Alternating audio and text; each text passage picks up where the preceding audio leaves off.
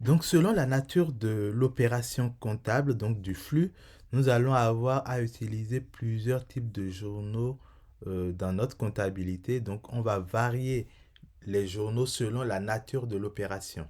L'objectif ici, c'est de ne pas mélanger les opérations de dépenses courantes avec les recettes courantes, avec les immobilisations, avec la trésorerie, que ce soit par la banque ou par la caisse, ou encore de mélanger tout ce qui est opération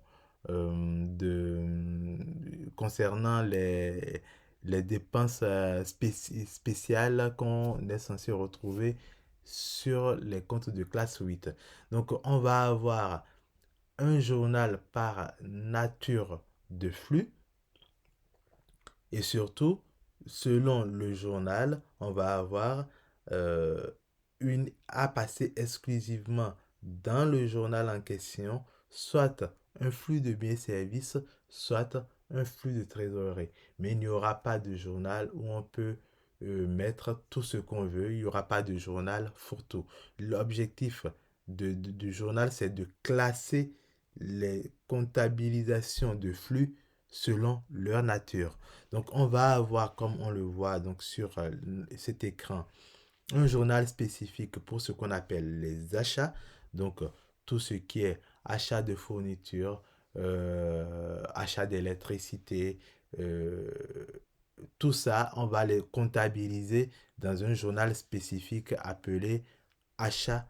Donc, ça va être les achats de biens et services, les abonnements, ça va être ces dépenses courantes en termes d'achat. Donc, qui vont rentrer dans les dépenses courantes de l'association. On va avoir un journal spécifique pour les ventes. Si par exemple l'association vend des prestations ou des produits, et tout dépend de comment fonctionne votre association.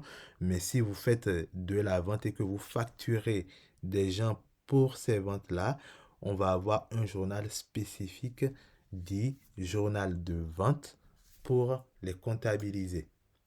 Troisième type de journal qu'on va avoir, c'est le journal de banque. Donc forcément, on va avoir des flux financiers, mais des flux financiers qui vont fonctionner avec notre compte bancaire, à dissocier évidemment des flux financiers qui vont avoir lieu avec la caisse. Donc, pour les flux financiers qui ont lieu avec la banque, donc que ce soit du prélèvement bancaire, du virement bancaire, du paiement par chèque, du paiement par carte bleue, on va avoir un journal spécifique pour ces opérations liées à la banque et ensuite un journal spécifique pour tout ce qu'on gère avec la caisse si on en a une. On va avoir le journal des opérations diverses qui sont souvent utilisées en période de clôture.